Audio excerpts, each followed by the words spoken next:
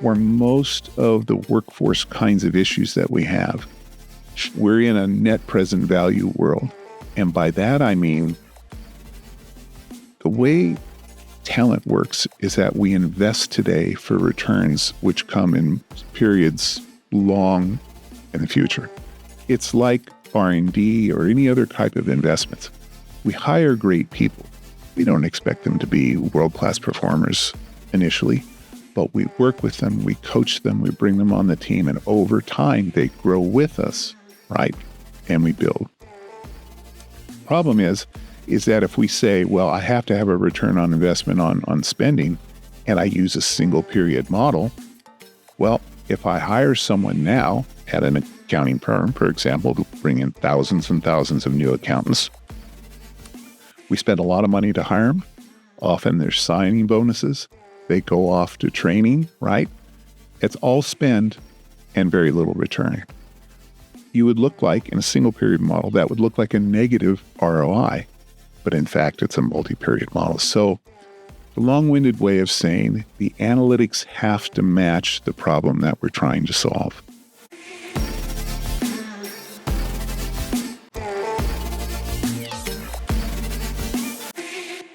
Hello and greetings, and welcome to the International Business Today podcast. I'm Professor Ravi Sarathy, Professor of International Business and Strategy at the Demore School of Business at Northeastern University. For those of you who are familiar with our podcast series, as the title suggests, we focus on international business issues that are of critical importance to managers and practitioners, to academics, to students, to policymakers, and to society at large in the arena of global business and strategy. Today, my guest is Professor Mark Huselid. He's an expert in workforce analytics. He is the Distinguished Professor of Workforce Analytics in the International Business and Strategy Group at the Demore School of Business at Northeastern University. He's also the Director of the Center for Workforce Analytics, and his current research and consulting focuses on the linkages between HR management systems, corporate strategy, and firm performance. He's also an expert in the development of balanced measurement systems to reflect the contribution of the workforce and managing the workforce broadly, workforce management systems, and also how the HR management function can contribute to business success. He's published widely in some of the best academic journals in the field, such as the Academy of Management Journal, Administrative Science Quarterly, and the Harvard Business Review, as well as numerous other journals. He's one of the most frequently cited experts, scholars in the field of management. And before joining Northeastern, he was the Distinguished Professor of HR Strategy in the School of Management and Labor Relations at Rutgers University. He has a new book, Workforce Analytics, A Global Perspective, is the title of the book, and was just published in 2025 by Routledge Press. His co-authors on this book are M.R. Edwards, D. Minbaeva, and A. Levinson. He also has an article that summarizes some of the main issues in his new book. The article is called Workforce Analytics in Multinational Corporations with the same co-authors, and it has just been published in 2025 in Organizational Dynamics. Mark, it's a great pleasure to have you back on the International Business Today podcast series. You are most kind. I'm thrilled to be here, Ravi. Thank you. So, Mark, let's start with the term workforce analytics. It's a great sounding term, but it may not be very familiar to some of our listeners. So could we start by having you help us understand what you mean by the term workforce analytics? Sure. And we've chosen that term fairly carefully. One, workforce describes a focus on the entire workforce as opposed to the HR function or just parts of the workforce. And analytics has to do with understanding. So when we're talking about workforce analytics, what we mean is an integrated process of understanding, predicting, and eventually improving the quality of the workforce to strategic success. So there's a lot in there, but in essence, there's two big buckets, I think, that are important to pay attention to. The first is that we want to understand how we're doing. So what talent do we have? What talent do we need? Where are the gaps? Is our talent growing? Is it contracting? Who's staying with us? Who's leaving? Right? Those are basic questions that many managers would like to know and often don't. But just knowing how you're doing doesn't help you necessarily get better. So if we're losing top talent in strategic roles, the next question, and this is the analytics part, says, well, what are we going to do about it? What are the levers that we need to pull? Is it about compensation? Is it about culture? Is it about developmental opportunities? Is it about all of those things? Is it about none of those things? So that's the process. So it's a big term, but it's an integrative term, pulls in both conceptually and analytically from a lot of different domains. And for me anyway, it's a very exciting area because there's a lot happening in the world and there's a lot happening in workforce analytics. Great. As you know, this is the International Business Today podcast series. So my question for you is, how is our workforce analytics important for global business? What is its strategic importance for a manager who's thinking globally? Yeah, I mean, there again, there's a lot going on here, and it wouldn't be incorrect to say that most of the development of analytics, both HR analytics focused on the HR function and workforce, the more broad term, has been developing in North America over the last 20, 30, 40 years. But that's very much changing. So globally, organizations, whether we're in China, in India, and Africa, have many of the same challenges around attracting and selecting top talent. So the problems are evergreen. The solutions are not. And by that, I mean, there are very significant differences internationally in what it means to be an employee. In North America, we have this framework around exempt and non-exempt employees, which is not something that exists in most parts of the world. What it means to be a temporary employee, what it means to be an hourly employee in different parts of the world. The relationships that firms have with their employees and what their expectations are differ dramatically. So when we think about what it means to measure talent globally, we might use many of the same analytics lenses in a global context, but the specifics vary dramatically across regions and across places. This becomes a real challenge for leaders who are thinking about managing talent and especially moving talent and growing talent in an international context. So if we want to grow and provide developmental opportunities for our top talent in different parts of the world, as many of our students expect, you really need to understand what those expectations are in different parts of the world. Mark, you're both an academic and a consultant, which implies that as an academic, you study theory and you come up with theoretical concepts. Mm-hmm. And then as a consultant, you bridge the gap from theory to practice and come up with significant implications for practice. So can you discuss how workforce analytics has evolved from theory to practice? Well, sure. The idea of analytics, of measuring a quote-unquote HR, has been around for a long time.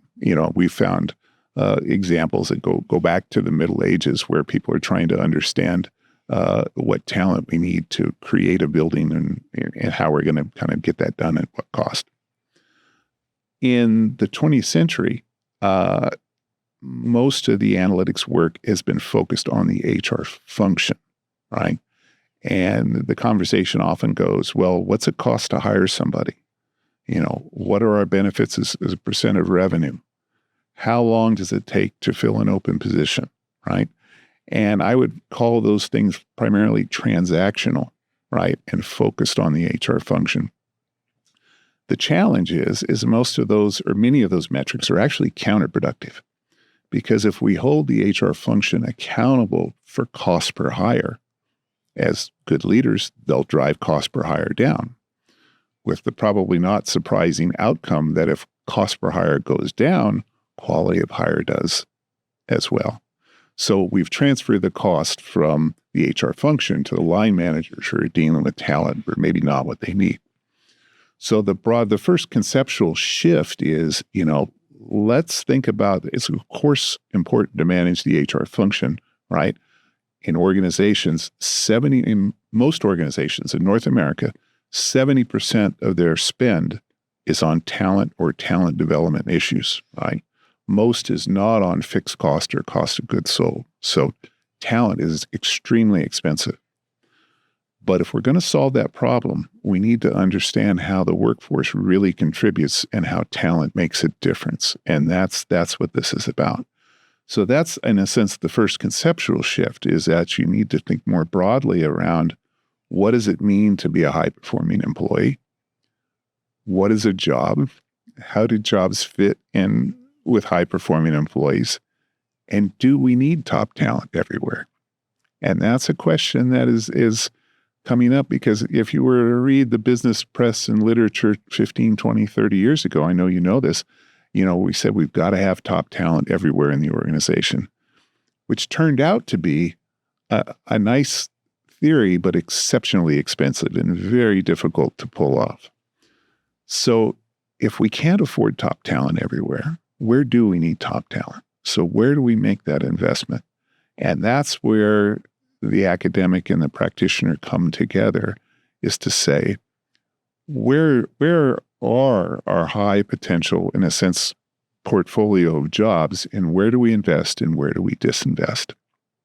And I'll say just one last thing here that I think really challenges the thinking of many managers around workforce analytics, is that if you were to talk to many managers 15 or 20 years ago, they would talk about top talent. Of course, this is important. And if you would ask them, where should you invest? Well, we need to make sure that we've got, the C-level executives, the executive team, or people who are going to be promoted into those roles. We need to put all of our resources into making sure that's great. Here's the problem. And the metaphor I use is, you think about a sports analogy. We just had I don't know anything about golf, but I know that we just had the Masters last weekend. We're in April 2025 now. If you think about coaching a world-class golfer or swimmer or tennis pro or team, it's exceptionally difficult to improve their performance, because they've already gone through 15 or 20 years of improvement and training and gates. They're really, really good. So improving the performance of someone at that level 10 or 15 or 20% is almost impossible. But imagine someone who is in a project management role, or is a new engineer starting with your team. You may have hundreds of those folks. They may be in their early 20s or early 30s. The variance in their performance is very, very significant. And the opportunity to improve their performance is also significant. So there you can and do see 15 and 20% improvements in performance by focused developmental opportunities. So the long-winded point I'm trying to get to is that leaders and managers are focusing on the top of the house. They're in a sense making these scarce investments in the wrong place, because the opportunity is where the variance is. Mm-hmm. And the variance is with not necessarily younger, I don't want to make this ageist, but people who have less job experience, and we observe more variability in their performance. That's where you intervene. And that's a solution that you get through analytics, when you begin to ask, what are the returns from our developmental opportunities? What works, what doesn't work, and what are we actually doing? Now, in your work, you have a framework called ACAI, not the acai berry, but Ask, Collect, analyze, and influence. Right. Can you walk us through each of those phases and explain why this very structured approach is critical to practicing workforce analytics successfully? Sure. And the Barry, my colleagues and I wrote this book. It took us quite a while, and we're very good friends. We all are from different parts of the world. We're all focused on analytics, and they're just the greatest group you could possibly work with. But that name came up, the Barry came up, and someone had to explain to me what it was. So I guess that tells you more about me than anybody else. It rejuvenates you, I believe. It provides you with better health. But let's stick to ACAI. Perhaps like analytics. But, and here's the problem that we're trying to solve with that. And you'll recognize this as just a restatement of the scientific method. There's nothing particularly unusual about this.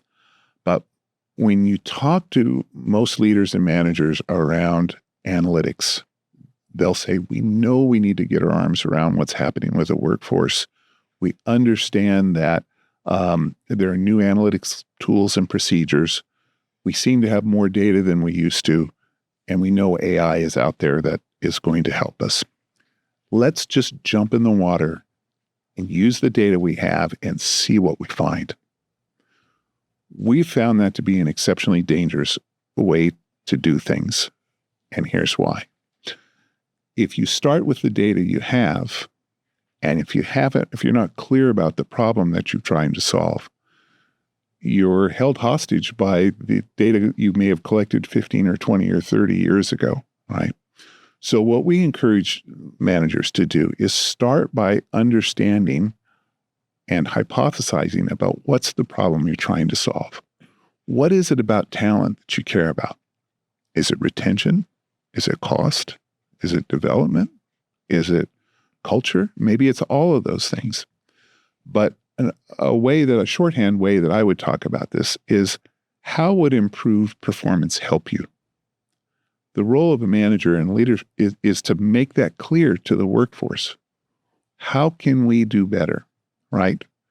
Because if you just tell people to go and work harder, I don't know what that means, right? I can work harder doing the wrong things, and I've just made it worse faster, right? So help us together, be clear about what success looks like, right? So that's the ask part. And so asking the right questions means we've got to read some literature. There's a lot done here. What does the literature say about retention or culture or performance or selection or performance management or pay, whatever the problem is. So let's read some stuff. Let's get our arms around the basics. So that's the ask. Anytime you spend on that will pay huge dividends down the road, because you're clear with the team, which is often multidisciplinary, about what you're trying to do. What's the problem you're trying to solve? And if you can get there, battle's half won. The next question is, how do you collect those data? And what data do you have, and what data do you need? Often HR data is around workforce data is a mix of quantitative data. How many people do we have? Where are they? How quickly have they been promoted? How much are we paying them? And qualitative data, which often are survey data or others. What do people think about what it's like to work here? Are they getting the coaching they need? What kind of managers do I have? What kind of managers would I like to have? Am I going to stay? All right. So those are the data elements, right? Because, and they're drawn specifically from the problem. So the problem defines the data that you need. So once we're clear about the problem we're trying to solve, we've got the right data set.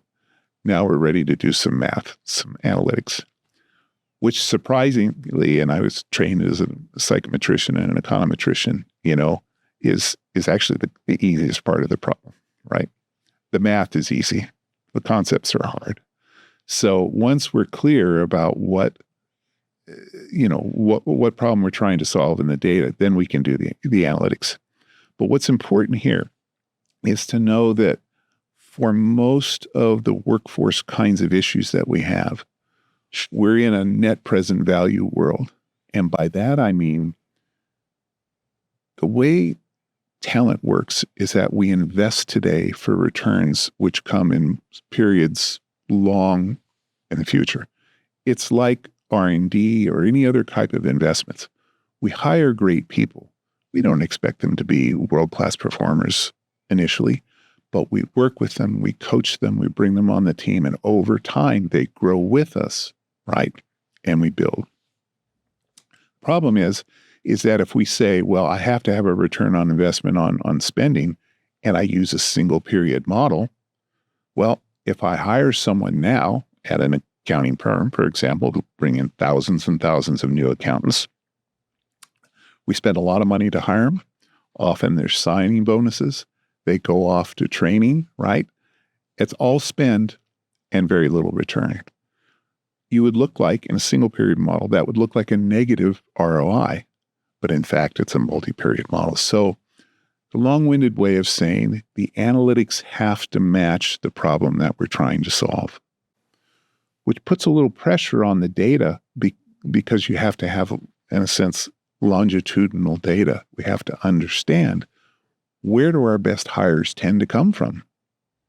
And this is a problem that many organizations work on.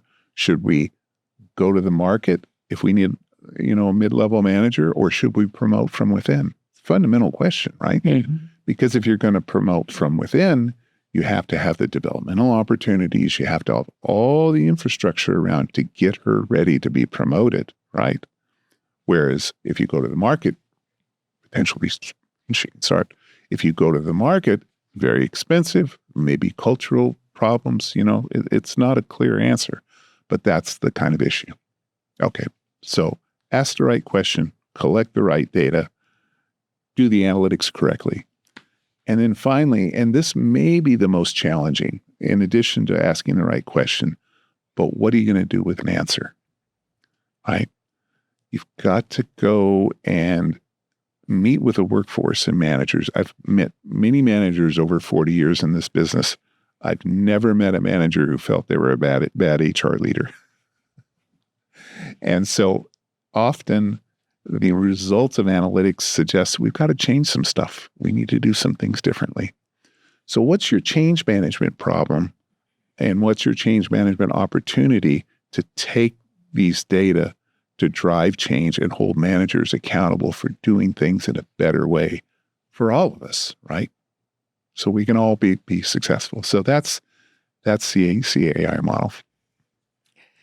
It sounds great when you explain it, but I'm sure that when companies try to actually carry out the ACAI model, they have a lot of difficulties. Yeah. Right? Yeah. So what are some strategies that you have proposed to companies to help them overcome, the stumbling blocks to actually carrying out or implementing the ACAI process? Yeah, and there's a lot going on there, and a lot of companies are, again, there's huge urgency. They want to see quick returns from investments. But one of the things when I sit and work with leaders and managers, I try to remind them and try to get them to understand, you're making talent decisions every single day. You always have. Often those decisions are based on intuition, tribal knowledge, gut feelings. Not to say those things are wrong, but wouldn't it be better to have a little discipline around understanding, especially in this hyper-competitive global market, are we doing all we can do for the workforce, right? For them and for us. So getting people to, in a sense, buy into this idea that, there really is a science here. If you were working with an innovation team or a product management team, you wouldn't just jump in the deep end of the pool and say, start swimming. Well, we're suggesting the same issue. And so in most organizations, again, depending culturally on what's going on with the team, nothing succeeds like a good example. So starting small, proof of concepts, starting in a with a particular business problem that is a real challenge for leaders, it's much better to do a comprehensive small example than try to do a little bit and make a big investment, right? This can be a challenge because many organizations are dealing with very large-scale investments in HR information systems, and you know all the brand names here that manage payroll and all those kinds of things. The data that are taken from workforce analytics often draw significantly from them. So there's often a tension there. But to show leaders and managers how it can be done and the value of a thoughtful process, I think is my first suggestion. I think for some of our listeners who are new to this, a case study or two might be very helpful. And since this is international business today, perhaps you can cite a case from your experience that involves an international dimension and perhaps also involves quantitative and qualitative data, because that's something you highlighted a little bit earlier. Sure. Well, there's lots of them. One of the things I think is important to know is that of the Fortune 50, and I would probably say the Fortune 100, virtually all of them have dedicated resources and teams that have some type of name, that HR analytics, people analytics, workforce analytics. So the investment globally in this stuff is surprisingly large, right? You've got people working on this. We can talk, if you like, about the kinds of people, the kinds of capabilities that they tend to deploy. But companies like IBM, for example, are worried in Northern Europe about retaining top talent and figuring out how to understand who's staying and who's going, right? Especially as borders have gone down, employees can move more quickly across borders. And they've figured out in many of the smaller economies, there's significant opportunities to sell through in their products, which are computers and information systems, IT systems. So they've done a lot of work around understanding, employee voice, employee needs, why people leave, why they stay. And it's an old story, but, you often hear in these circles that people join organizations, but they leave managers. And I think that is often the case where people get very excited about joining a team, and then what pushes them out the door is often not money, but it's rather developmental opportunities and culture. So that would be one example. Another example that your listeners might find helpful is Google. And Google, of course, we always, as professors, we've probably taught more Google cases than we'd like, but they have done, I think, an amazing job with something that they call Project Oxygen that started a few years ago. And the essence of that was that the leadership team of Google about 10 years ago said, why do we have all these managers around here? Aren't they just taking up space and money? And, why don't we just let our engineers kind of do their thing? And so there's a guy named Laszlo Bock who's written a fascinating book and a number of cases about his time growing the workforce analytics team at Google, where they were challenged to prove the null. Said, we don't believe mid-level managers in our context make a difference, so prove us wrong. So they collected a significant amount of data on all certain parts of elements of project team performance, composition, remote, local, developmental opportunities, and quality of mid-level manager interaction. It turns out that better managers do make a very significant difference. And instead of impeding progress, they do some very specific things to enable the team to be bunker busters and get problems out of the way and enable the team to move forward. To shorten a long story, they said, well, this is so significant. What we're going to do is identify the 10 or 12 behaviors of managers that tend to differentiate high and low performance. We're going to measure those online, real time, in a 360-degree performance system with managers. And then what we're going to do is develop a training system for each of those. So, Mark, you're a nice guy, but your technical skills are poor. And you really don't have, the team doesn't see you as critical because they don't think you can code effectively. So here's 4 different ways that you can increase those capabilities to learn to help the team get better. So rather than to tell me as an employee, Mark, go work harder, here's some very specific things that you can do where we can help you. Works brilliantly. Mm-hmm. Works brilliantly. And they've been able to expand that. They've made it global. They've contextualized it in different parts of the world. But those would be a couple of examples that you could read about. So what I'm gathering from you is data is critical. Now, what advice do you have for companies as far as this data dimension goes? Data collection, data quality, data relevance. Before we get to analysis, you need the data. So right. Yeah. Yeah, that's really a challenge because if you think about the data architectures in organizations, you think of finance and accounting. For a publicly held firm where there's balance sheet, income statement, statement of cash flows, there's an audit process there. There's frameworks, there's ways of thinking about this where we write this stuff down. We understand what an asset category is. We all agree. You measure it, I check, good to go. That's maybe the gold standard. In other parts of the organization, in marketing, for example, there's not necessarily the audit trail, but there's well-developed long-term ways of thinking about that.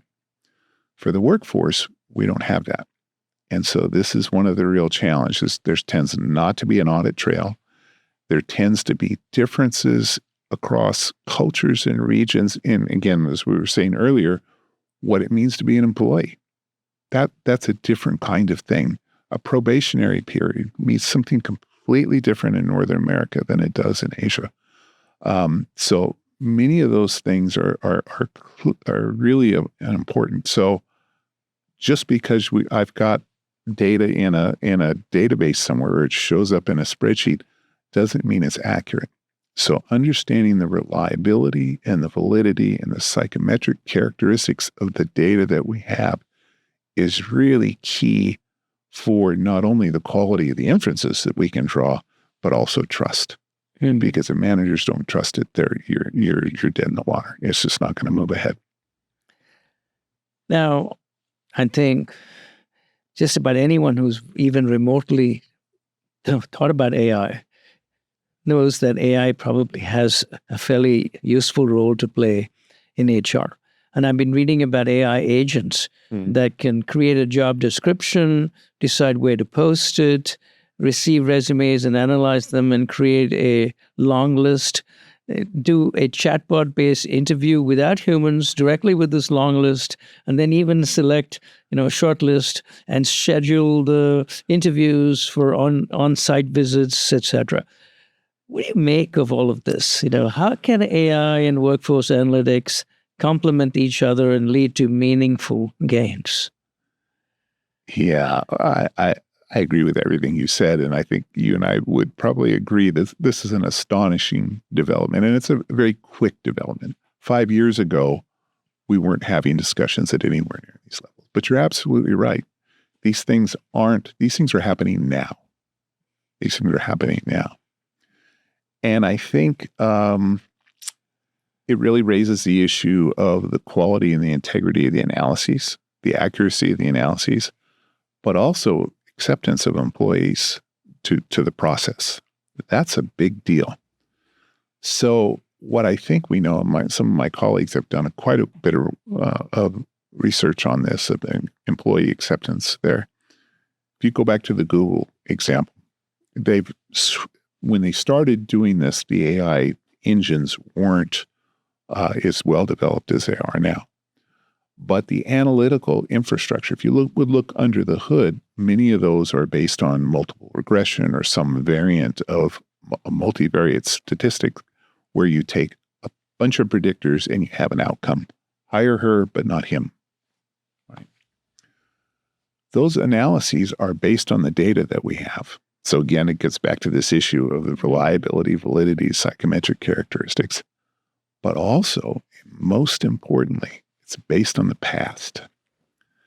And so, for example, and this has been a problem in predictive analytics for many years, as we're well recognized in selection, for example.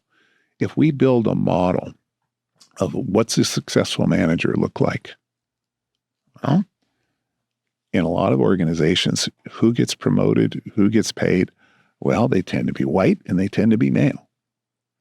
Well, does that mean that it's because they're higher performers? Well, no. There's a lot of different reasons why those folks end up in those roles, right? Especially historically, right? They have bigger base rates. They get hired at a higher proportion. They tend to get promoted at a higher proportion, right? Where am I going with this? I'm not trying to make a political statement at all. What I am trying to say is that if we build a regression model or an AI engine based on that historical data set, then what the data set's going to do is replicate that at lightning speed. So we have to ask the question, is that what we want?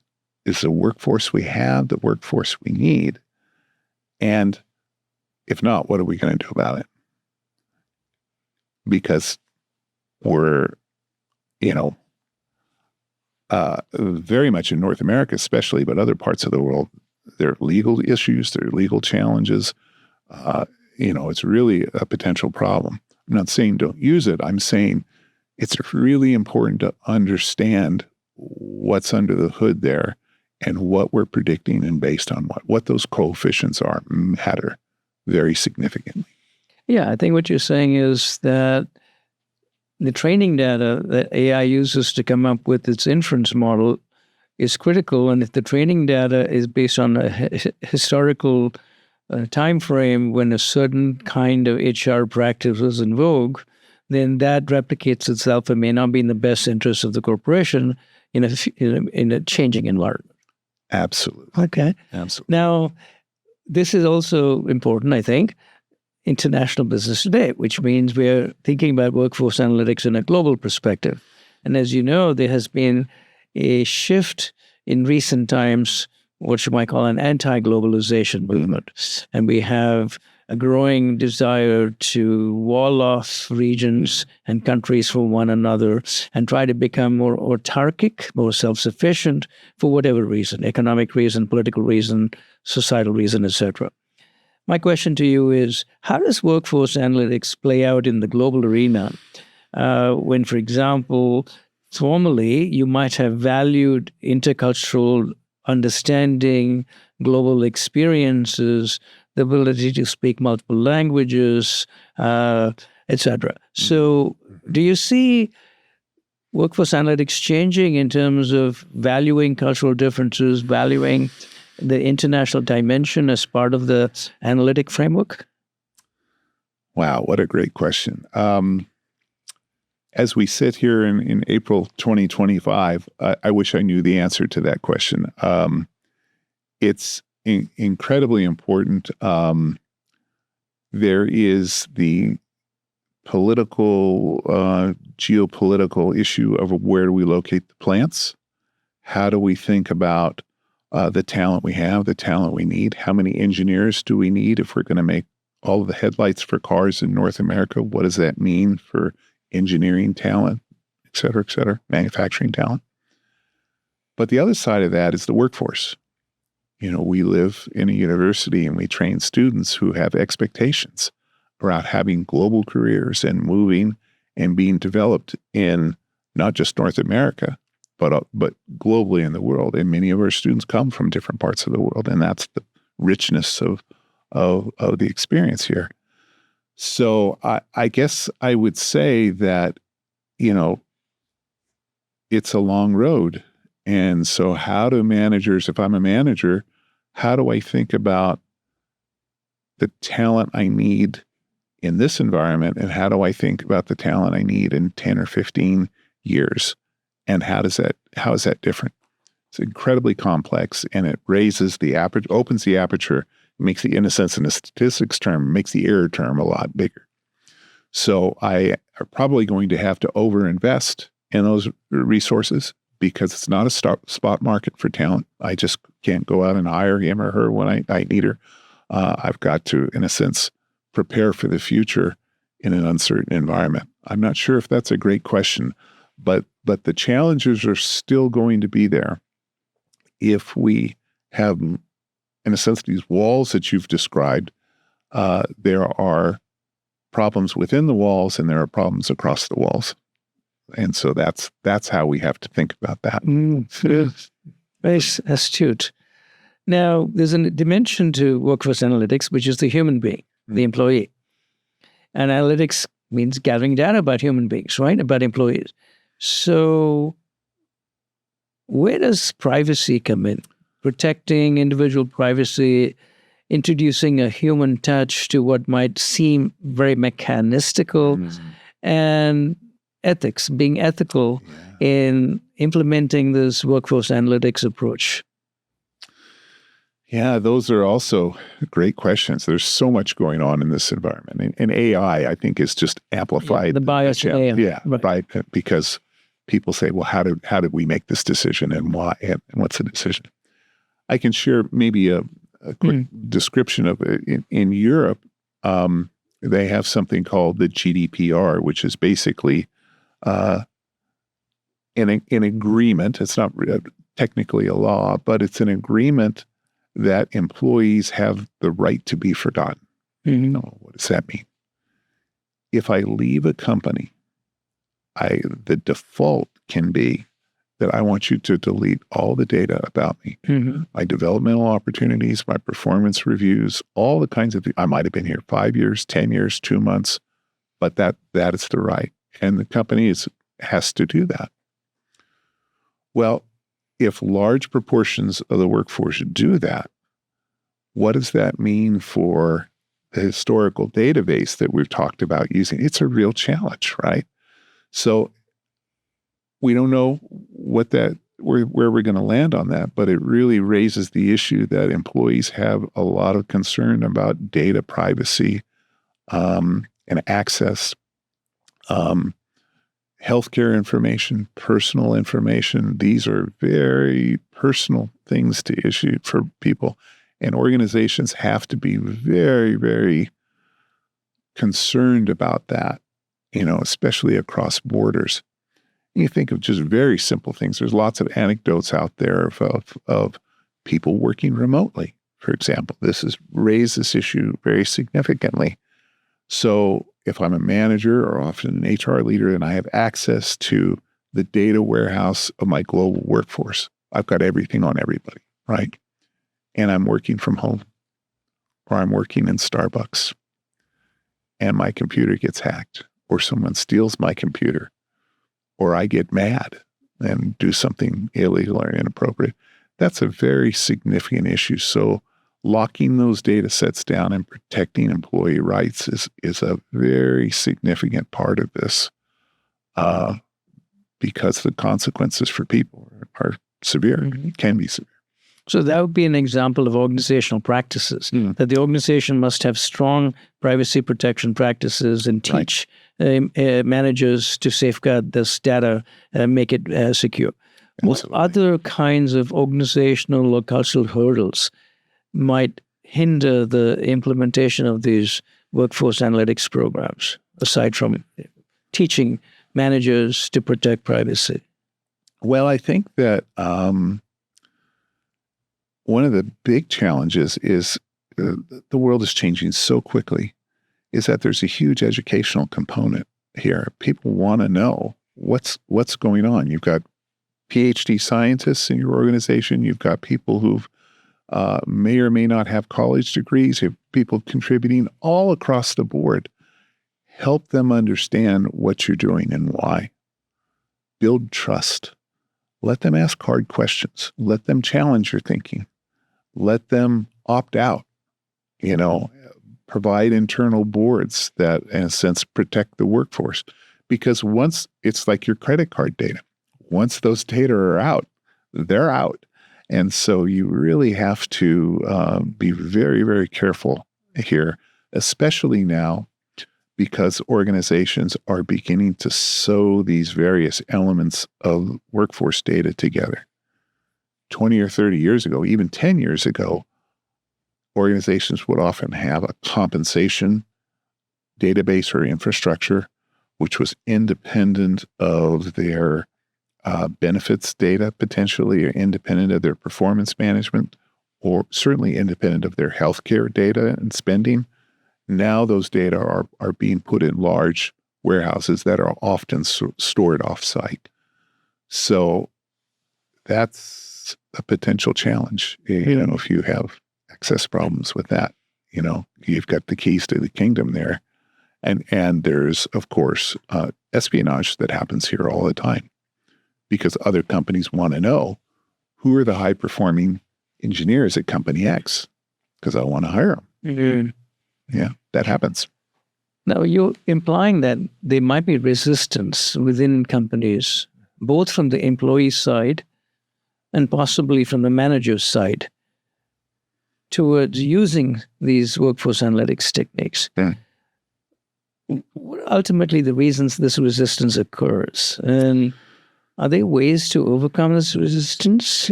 Maybe some examples from your experience? Well, sure. I mean, I think that we tend to trust things we understand. And so as I said before, you've got to help people understand what the heck's going on here, right? And how these AI engines are moving. That's not just AI, it's analytics writ large. How a more thoughtful, integrative approach to data and talent is a real opportunity for us. But with opportunities come responsibilities and some risks. But if you demonstrate how leaders and managers can do better work, be more competitive, help employees understand to the extent that it's true that they can build their careers, grow their careers, maybe have more free time, maybe basically get paid more. These are all good things at the individual level. That's the upside. But we need to think clearly about not imposing this from the top, but partnering with people and helping and bringing them along. Because if you partner with a workforce, they'll figure out all kinds of stuff to help you. Because they'll say, here's tools. I never thought about doing it this way. Well, have at it. This is great, right? This is why we do it. And I think that's the upside. But the educational component is key. You can't ignore it. Mm-hmm. Now, we've touched on a number of things: AI, remote workforce, global market shifts. So how do you see workforce analytics evolving over the next, say, 5, 10 years in light of these kinds of broad changes? I think a lot of the AI engines will probably get normalized. And by that, I mean, it's just, we go back and read what we taught and thought 3, 4, 5, 6 years ago, it was not at this level. Even I know at the university was struggling, like 2 years ago, 3 years ago, do we allow students to use ChatGPT? And of course, we've moved well beyond that, And so we're at the beginning of something very significant. And the impact is going to be significant on the workforce, and it's going to change. And what's different about this new technology is that it's hitting all of the verticals. Marketing is having these discussions. Finance is having these discussions. Supply chain, huge discussions about using AI. Workforce issues cut across all of those things, and that's one of the things that makes it so different and significant, because we're, in a sense, the talent engine that enables all of those things to drive. So where's the best place in the world to do this work? That's the question that we get our arms around. Now, a number of our listeners are managers. And I think one of the first things they'll want to do after they're listening to this is think about, If I'm not doing this, how do I start? So what first steps, practical steps, would you recommend to our listeners, to organizations and managers that would like to develop or enhance workforce analytics capabilities and do it strategically, but also ethically?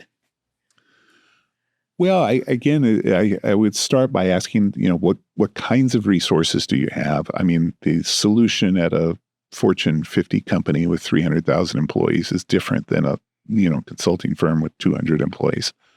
But I would start with a problem. What's the problem that we're trying to solve? And talk to your leaders and managers. What's driving you crazy? What's keeping you up at night? What are the talent-related issues that keep you from doing everything that you would like to do, right? Talk to the workforce. What's driving you crazy about working here? And the other side of that.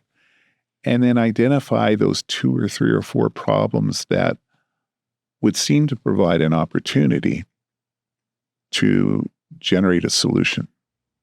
And then work through that model that we described. What's the literature say about retention of high potential managers? Work from home and RTO, return to office policies, are a huge issue in this space right now. As you know well, 3, 4, 5 years ago, we pushed everybody out and said, work from home, right? Many employees moved to different parts of the country, made significant life investments. And now the zeitgeist in many firms is that, okay, everybody back. Well, not so easy. A lot of times there's no place for them to go to, and there's no parking, and there's a real challenge. But what does it mean, and what's the optimum problem? An example of a problem was, what's the optimum mix of local and remote? Is it 1 day a week in the office, 3 days, 5 days? That's an empirical question. That is an answerable question, right? And how do we think about that? If we force everyone to come back to the office, we're going to lose some folks. Who's likely to lose and why? What are the implications of that? Is, the juice worth the squeeze? Do we really want to do that? And how do you think about that? So that would just be one example. And then you begin to say, well, what data do we have that's consistent with our hypotheses? If we don't have the data that we have to call stop and collect the data. And then we get to the point where, we can do the analyses once we have those. And then we can start to say, how do we finally communicate these results and get feedback to the management team and the workforce? So data visualization, other types of, how are we going to communicate this? We can't just necessarily roll in with our regression tables and as an academic might, that may or may not be the right solution. Mark, thanks so much. I think the way you suggest that a company or a manager seeking to implement workforce analytics or make it better by starting with a problem that they would really like to solve, a problem that would help improve their performance. I think that's a great approach. And thank you to our listeners. I hope you've enjoyed what is a very enlightening conversation about workforce analytics, a subject that is relevant and of continuing importance to just about every organization, whether it's a for-profit, non-profit, governmental department, NGO, etc. Now, Mark, you have written a book about this. We've covered a lot of ground, but I'm sure some of our readers would like to get their teeth into it and learn even more. So how can our listeners get your book, learn more about your book, and where to get it? Well, Robbie, first of all, thank you for inviting me in, and you're most kind. The new book, Global Workforce Analytics, is just out this last week. It's available on Amazon. Some of the articles you mentioned are available as well. You can find them.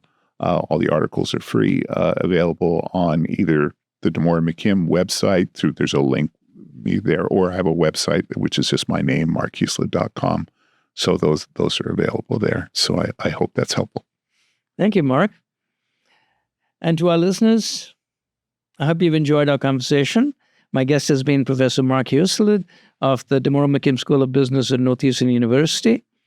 If you've enjoyed this episode of International Business Today and you're new to our service, do subscribe, to our podcast series. It's free, and I think you'll find some great value in it from our previous episodes. Some 40 episodes have been recorded so far with tremendous guests and insights. And of course, I'd like to hear from you. We would like to hear from you about your thoughts and comments on this and other episodes. And if you have any questions or comments or suggestions for future episodes, topics that you would like to see us cover, that would be great. We'd love to hear from you. Thank you again. This is Professor Ravi Sarathi, International Business Today podcast series. Have a great day. Bye.